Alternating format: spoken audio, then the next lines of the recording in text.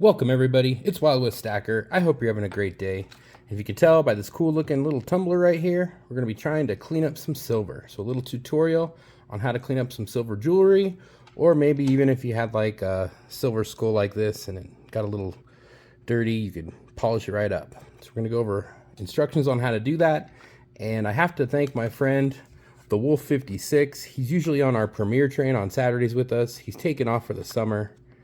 Just thought I'd show this cool piece of aluminum that he poured for me. And he's the one that showed me this machine and how to use it. So thanks so much, Wolf. Really appreciate it. All right, so let's just first start. For instance, the ring I'm wearing is a 3/9 fine silver ring. You can see the little anarchy symbol right there. And there's a stamp. It says 999.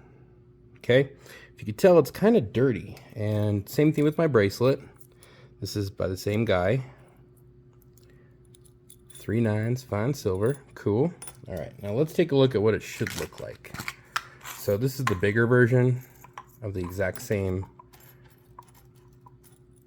bracelet. And boy, look at the amount of luster, the shiny on it. Way different. And like the ring is really dirty. I've been playing in the dirt apparently, so I'll have to clean that up. All right, we're gonna go over that, but first let me just show what I was doing originally. And I bought this package of just polishing cloth. So you would just take one of these, and I noticed it works better if you get it a little bit wet, so just a dab of water, and then start polishing. You can do it dry as well, but notice like you'll see a little bit of the tarnish coming off. So that's one way to do it. And I was doing this for a while, and man, after just a couple pieces, you realize you're gonna spend hours polishing. It's just really not that fun. All right, so that's where this machine comes in. It's a tumbler. It's pretty cool. So you pop this off right here.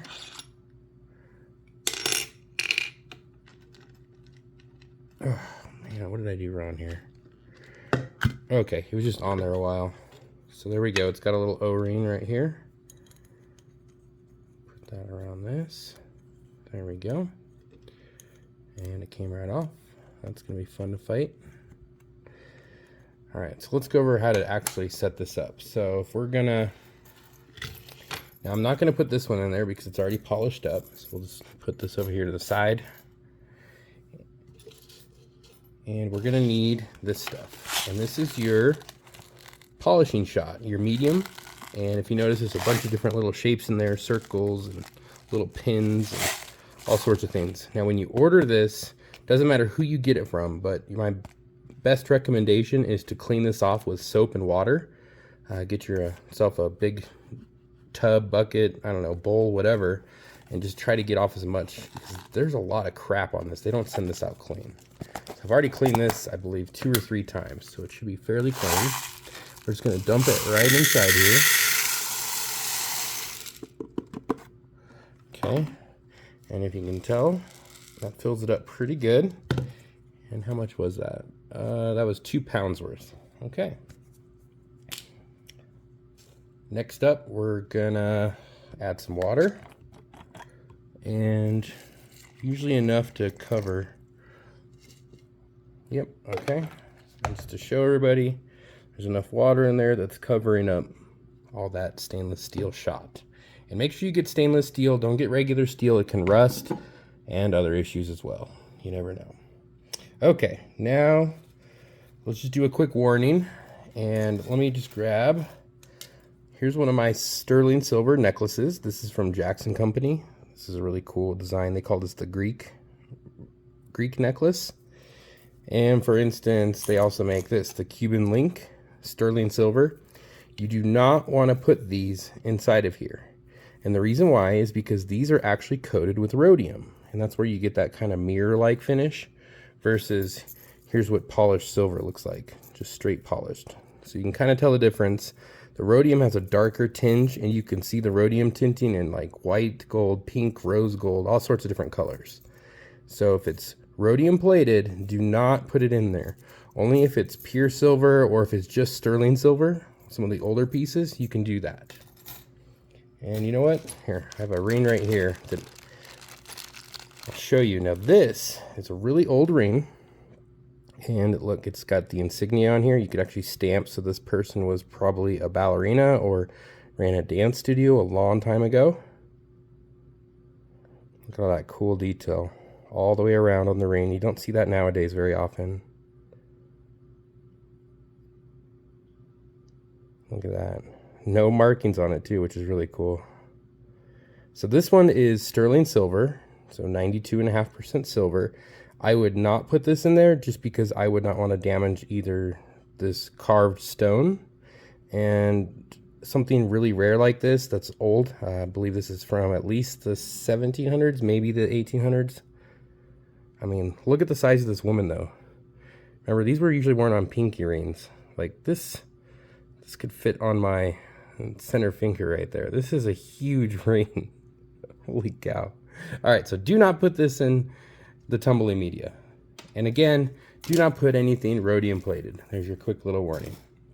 All right, so the last step before we put in the jewelry, we're gonna put the Shine Bright stuff in. And this is the burnishing compound. You do not want to use too much of this. I was using way too much at the start. After watching Wolf, oh, see, that's too much right there. I'll just put a little in and see if we can get any yak out. Okay, so remember, try to be careful with that, but if you go crazy like I just did, whatever. Now I'm gonna polish the ring and this bracelet. Remember, not the shiny one. We're gonna try to make it shiny like that. All right, we're gonna put on this O-ring. Good. Let's see here. How did I do this? You have to go through here, here. All right, and then we're gonna lock it down. And now it should be ready to go. It's on these little rollers right here, this little stainless steel on each. Now we're gonna go ahead and turn this on. See, you have a red light here. It doesn't really matter the speed. I wouldn't recommend going up like past 3, so just 1 or 2 on the speed. This is set to 60, but I'll just run it for 30 minutes. So just go ahead and turn that on. And you're gonna notice this thing starts to spin. Give it a moment here. It actually will stop, and then it's gonna like rest, and it usually goes the other way. So that way it's really mixing up everything really good in there. So hold on a second, let's watch it do that. There it goes, so it stops. It's gonna rotate the other way now. Pretty cool little machine. Not bad, you picked this up on Amazon. It wasn't too bad priced either. All right, now we're gonna let this go for about 30 minutes, and then we'll come back and we're gonna look at our results. Okay, everybody, went ahead and finished up, and if you can tell, you're gonna be left with a bunch of foam. Looks like a bunch of soap duds in there. So we're gonna go ahead and take this off. This is just a little safety bar with its compression lock. Actually, now you're gonna have a lot of suds in here. Now what I have found to do is to go raid your wife's kitchen and get a bowl. And the thing that works best is just a little metal strainer like this, as long as the grooves in there are small enough to catch everything. And go ahead and dump everything out.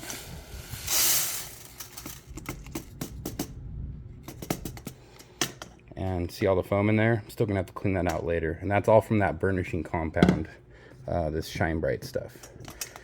All right, now normally I'm doing this over a sink, but for this video, I don't have a sink, so let's go ahead and just grab this water bottle I have. And clean off as much as we can here. All right, give it a little shake. There's the ring, we can get that out. And we're looking for the other piece. There it is. Look how bright and shiny that is. Awesome. Now I'm just gonna go put this in the sink and get rid of it. Now I've gone ahead and cleaned up all my shot, and this we're just gonna put right back into the case. And it's best to always clean this off with just some clean water, because that way any dirty material from your silver or whatever you cleaned will be off of there. All right, so we're done with that now. Now let's take a look at our silver that we polished up. It does still have some of that burnishing compound on there, so just put it in a little bit of water, and a paper towel works great just to dry it off. You don't have to use the polishing cloth. just a regular paper towel will work. And wow, look how shiny that is now. All right, get this water out of the way. Let's take a look. So here is the bracelet. Man, that is shiny now. So it had a lot of the tarnishing on there before. That is all gone. Here's a comparison to that bigger model that has never been polished, just brand new. Pretty amazing. And the ring, super shiny now. It's got all that brightness back to it, and that's why they call it the white metal. Pretty sweet. So I'll put that back on. Looks good. And I can go ahead and put my bracelet back on. And wow, it is shiny. Ugh, if I can get it on there. It's slippery. There it goes. And that's a horseshoe clasp. Just easy connection. Now, I am good. Everything's all cleaned up. Except for obviously a lot of this foam over here. So I'll get that all sorted out. Now remember, do not use rhodium plated sterling silver in the tumbler. It is a bad idea. It'll get rid of that rhodium and you're gonna be left with a sterling silver look, which isn't a bad look, but you're not gonna have the same dark hues. Cause look, there's the rhodium, the darker kind of a black chrome, and then the silver is this really bright white material. Way cool. Now, a lot of people do these hand pours like BigRed Bullion or my friend Wolf56. And if you can tell, this turtle has been put in a tumbler. He was polished up, looks like by the Cooter Queen, Cherie Ward. And you can do that with pretty much any of these hand pours, like the skulls and even the silver bullet. This is a 2-ounce silver bullet. We're taking out the werewolves. There you go, 2-ounce AG 999. Raw silverback. All right, everybody. Well, it looks like I am out of time. Thank you so much for stopping by. Now remember, you're on the Premier train, so click the link down at the bottom of the chat and follow us along on all these great channels with premieres. We are going to be going to Mrs. Coin Crew next. Thank you so much for stopping by, everybody. This is Wild West. Everybody have a good one.